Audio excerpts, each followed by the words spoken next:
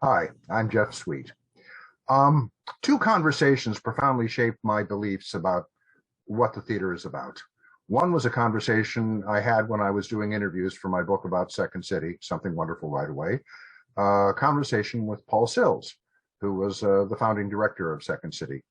Prior to this conversation, this is the way I thought about the theater, about how it worked. Somebody of talent, perhaps of genius, wrote a script and found somebody of great insight, possessing a fat wallet, producer, who then hired a director and actors, and then the director and the actors would work very diligently to realize the vision of this person of talent, perhaps of genius, which is to say, the playwright. I thought that this was basically the model of how theater was done. I had some investment in this model because I was and am a playwright. But as I was sitting with Paul, he made me realize that, in fact, there are only two absolutely necessary elements to some kind of theater: actors and audience. If you have actors and audience, you don't really need anything else to have a theatrical experience. You don't need to have a set designer or to have theater. You don't need to have somebody playing music to have theater. You don't need somebody pulling the curtains. You really don't need anything else, including a text.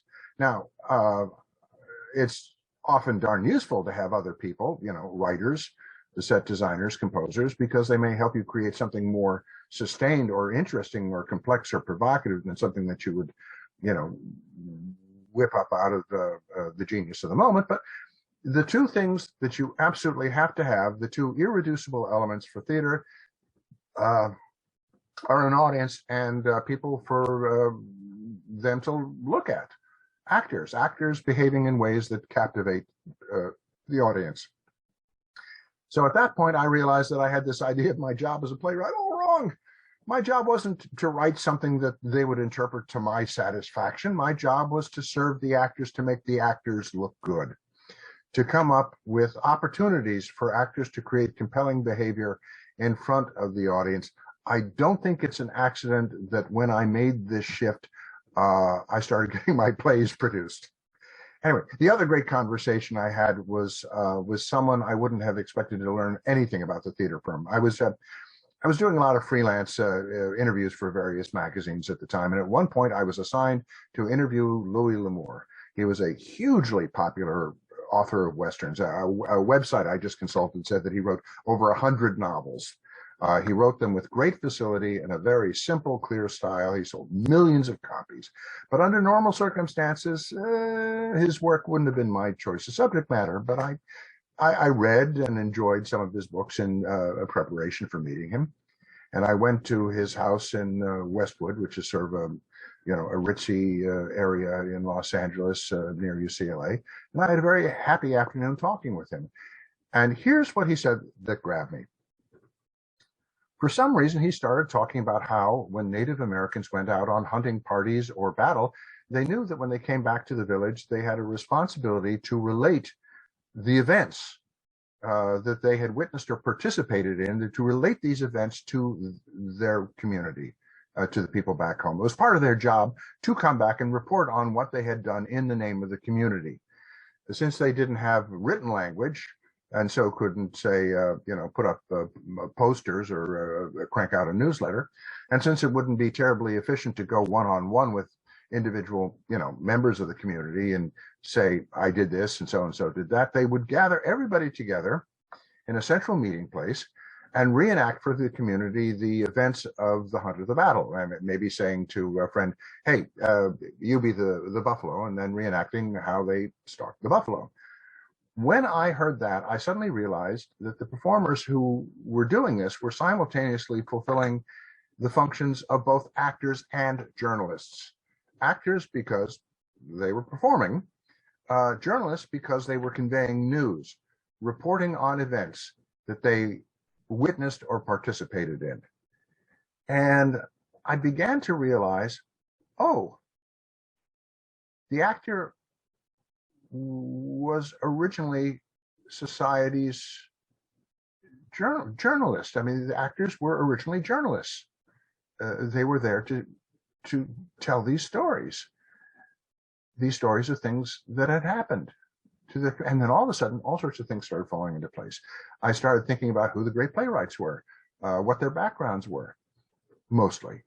And it occurred to me that if you're starting to write plays, the two most useful experiences you are likely to have had are to have either acted or to have written journalism. Now, obviously, someone who has experience as an actor will know something about how an actor operates and know something about what material is going to help make an actor look good on a stage, what an actor needs. This will inevitably inform how they write.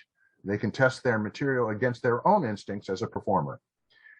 People with a background in journalism understand how to condense a series of events into a story, a